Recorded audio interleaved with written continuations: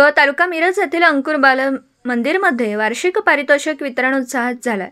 विविध स्पर्धा यशस्वी व विजेत्या मुलामुलींना मान्यवरांच्या हस्ते बक्षिस देण्यात आली।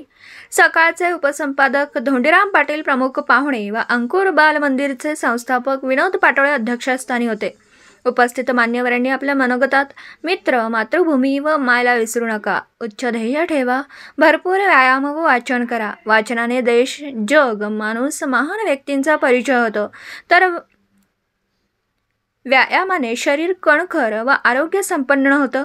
महान व्यक्तींची वाटचाल आपल्याला ध्येयापर्यंत जाण्यास उपयुक्त ठरते असं सांगितलं।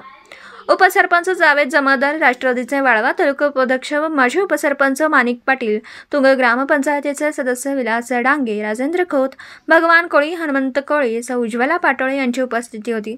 जयश्री पाटील यांनी सूत्रसंचालन केलं।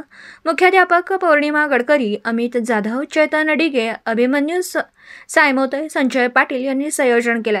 राहुल पाटील यांनी आभार मानले। पत्रकार राजेंद्र शिंदे, झी न्यूज मराठी।